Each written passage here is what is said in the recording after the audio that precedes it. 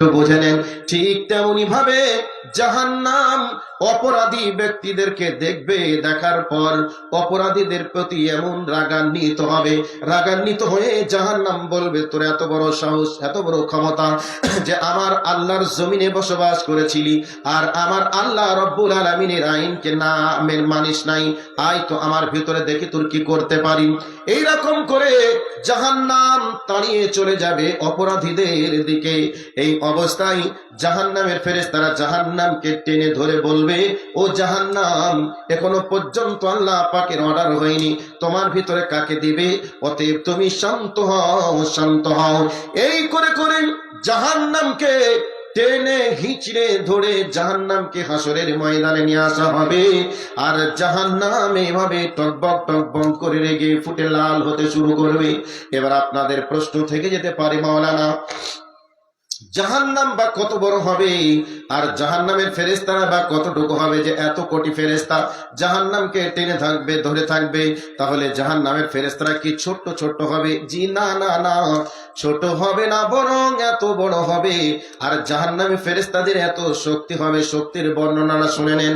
আমাদের মা বোনেরা যেমন রুটি তৈরি করে, একদিক রুটি হয়ে গেলে ওই রুটিটাকে উল্টি আবার নিচের দিকটাকে উপরে দিয়ে দেয়, আবার উপরের দিকটাকে নিচে দিয়ে দেয়, ঠিক সেইভাবে একটা ফেরেশতার দৈহিক শক্তি আল্লাহ রব্বুল আলামিন এত দিয়েছেন, জমিনের তলে হাত ভরে দিয়ে জমিনটাকে নিচের দিকটা উপরে দিতে পারবে আর উপরের দিকটা নিচে দিতে পারবে। এত শক্তির অধিকারী রব্বুল আলামিন বানিয়েছেন এক একটা ফেরেশতাকে। তাহলে জাহান্নামটা কত বড় হবে? যত বড় হবে। এবার বর্ণনা আমি আপনাদের কাছে এই জায়গা থেকে শেষ করে দিলাম। 2 নম্বর বর্ণনায় এবার আমি হাদিসের দিকে, আর একটা হাদিসের দিকে লক্ষ্য রেখে কথাগুলো বলতে চাই। আল্লাহর নবী বলছেন, ইন্নাস সাখরাতাল আযীমাতা লা তুলকা মিন শাফিরি জাহান্নাম ফাতাহাবি ফিহা 70 আবাল ওয়া মা তুফদি ইলা কারারিহা। নবীজি বলছেন, জাহান্নামের উপরে যদি একটা পাথরকে ছেড়ে দেওয়া হয়, 70 বছর ধরে নিচের দিকে নামতে থাকবে, 70 বছর অতিক্রম হয়ে যাওয়ার পরেও ওই পাথরটি জাহান্নামের তলদেশে পৌঁছাতে পারবে না।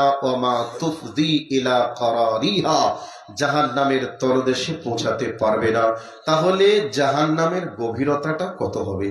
এখন একটা সায়েন্সের টিচারকে নিয়ে আসুন, খাতা কলম হাতে ধরিয়ে দেন, আর এবার আপনি বলুন, একটা পাথরকে নিচের দিকে ছেড়ে দেন, 1 সেকেন্ডে কয় কিলোমিটার নিচের দিকে নামছে, 2 সেকেন্ডে কয় কিলোমিটার নামছে, 1 মিনিট হলে কত কিলোমিটার নামবে, এইরকম করে হিসাব করে করে করে করে 70 বৎসরের হিসাব যদি করা যায়, তাহলে অঙ্কের কি কোনো সংখ্যা বার করা সম্ভব হবে যে কত হাজার কিলোমিটার, কয় কোটি কিলোমিটার নিচে পাথরটা পৌঁছাবে? এর কি হিসাব খুঁজে বার করা যাবে? বার করা যাবে না। তাহলে জাহান্নামের গভীরতাটা কত হবে? এই জাহান্নামের ভিতরে যাবে কে? এবার মূলত ট্রিটমেন্টটা এই জায়গায় রাখার চেষ্টা করব। কাফেররা জাহান্নামে যাবে এ কথা আল্লাহ বলেছেন, নবীজিও বলেছেন। ইহুদিরা জাহান্নামে যাবে, খ্রিস্টানরা জাহান্নামে যাবে, এক কথায় অমুসলিমরা জাহান্নামে যাবে, কোরআন এবং হাদিস থেকে বোঝা যায়। তবে এবার শুনে রাখুন, যদি আমরা মনে করি, বা কোরআনের আয়াতটা আগে বলি, ইন্নাল মুনাফিকিনা ফি দারকি আসফালি মিনান নার, যারা মুনাফিক হবে তারা জাহান্নামের তলদেশে অবস্থান করবে। তাহলে জাহান্নামের তলদেশে কারা যাবে? যারা মুনাফিক তারা যাবে। এখন যদি আমরা বলি, মৌলভী সাহেব, মুনাফিক মানে আমরা ইহুদি দেখব, কোথায় যাব? ইহুদি দেখতে গেলে ইসরায়েলে যেতে হবে। যদি আমরা বলি খ্রিস্টান দেখব, আমেরিকায় যেতে হবে। যদি বলি বৌদ্ধ দেখব, হয় মায়ানমারে অথবা চীনে যেতে হবে। তাহলে এক একটা জাতি এক একটা দেশে বসবাস করছে। যদি বলি মুনাফিক দেখব, তাহলে কোথায় যেতে হবে? একটু বলুন তো, মুনাফিক দেখতে গেলে কোথায় যেতে হবে? হ্যাঁ, মুনাফিকের জন্য কি কোনো দেশ আছে? তাহলে মুনাফিক পাওয়া যাবে কোথায়?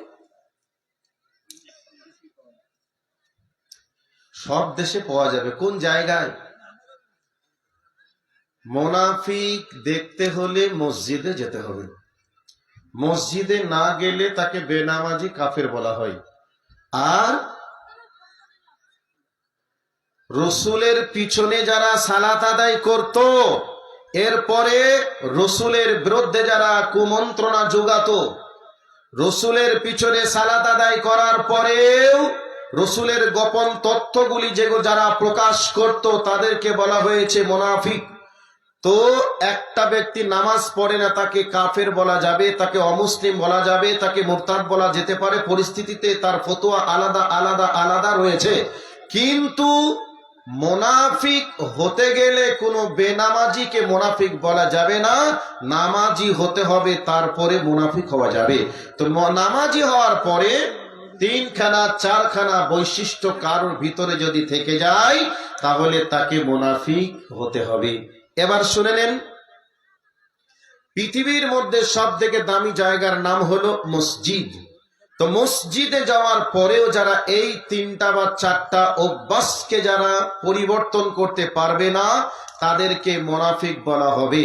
নবীজি এটাই বলতে চেয়েছেন যে পৃথিবীর মধ্যে দামি জায়গা মসজিদ, মসজিদে যাবে, এর পরেও তুমি এই অভ্যাসকে ত্যাগ করতে পারবে না। এই জন্য তোমাকে নিকৃষ্ট জায়গায় থাকা লাগবে। দামি জায়গায় যাওয়ার পরে তোমার চরিত্রকে তুমি পরিবর্তন করতে পারোনি, এই জন্য তোমাকে একেবারে জাহান্নামের তলদেশে অবস্থান করা লাগবে।